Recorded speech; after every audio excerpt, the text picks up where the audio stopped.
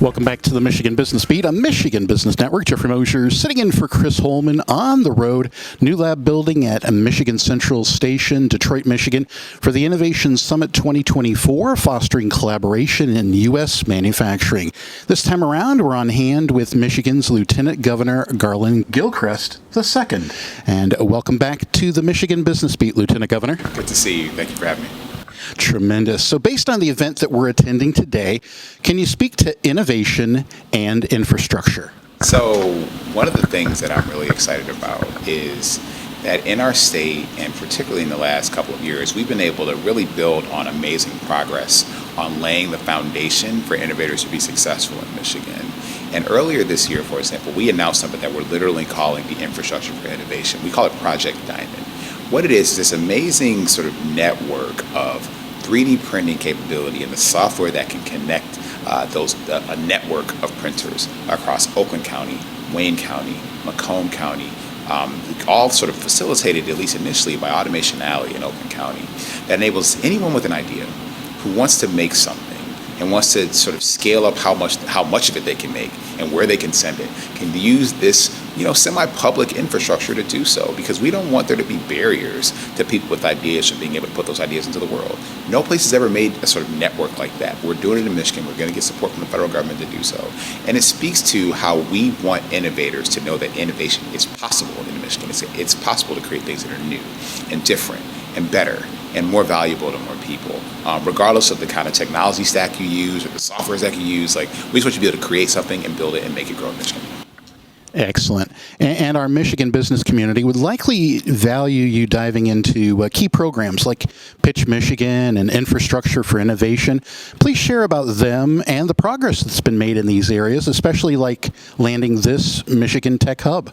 Well, the PitchMI competition is kind of cool. So it's the state of Michigan saying that, you know what, we're going to set a priority. We're going to sort of put out an idea, and then we're going to challenge business people, entrepreneurs, students, researchers to come up with an idea to meet that challenge. And so the competition is going to open up in October for PitchMI. We'll announce our first sort of priority area for what that is going to be. And it's going to be a contest, like a pitch competition, like anything else, right?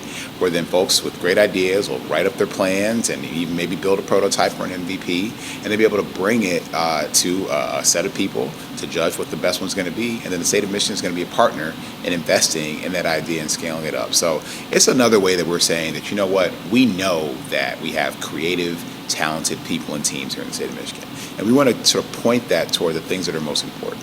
So I'm excited to see what people are going to build. Excellent. And you mentioned Project Diamond from up at the Mackinac Policy Conference.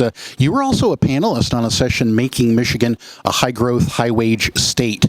What came out of that, and where are we at?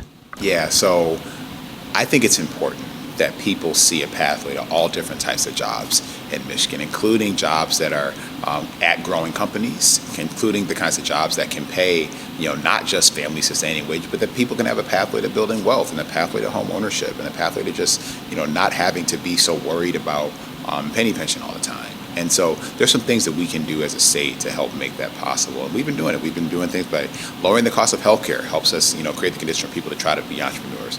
We've started a Michigan Innovation Fund, which is an evergreen fund, a recommendation from Startup America about when states can actually put aside pockets of money for people with ideas and entrepreneurs with ideas in their state to be able to raise money in their state rather than having to go elsewhere to raise capital. And so we've established that in the state budget. I was able to lead that process so that more people with more ideas can get more funding in Michigan to start more businesses in Michigan and create more jobs in Michigan. And the jobs that are created at those companies are going to be high-wage jobs. They're going to be jobs at high-growth companies. And I want that to be more possible in more places in Michigan.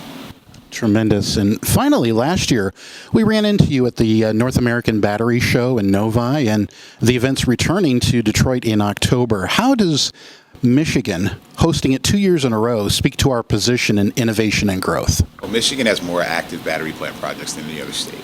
And it's because we recognize that as the mobility sector electrifies, we need to play a role in driving that electrification. So whether that is the manufacturing of batteries, whether those are the research and development of battery technology, and to make sure that we are on the cutting edge of the best battery technology, we want to make sure Michiganders are playing that role, that Michigan engineering minds are the ones that are designing it, and the Michigan companies are the ones that are building and scaling it. So to have the battery show here multiple times really speaks to the fact that the industry recognizes how valuable it is to be in Michigan, that all of the folks in that value chain, that most of them have presences in the state of Michigan adjacent to our OEMs and Tier 1 and Tier 2 suppliers, because they know that by being able to be in proximity, they can lead to partnership.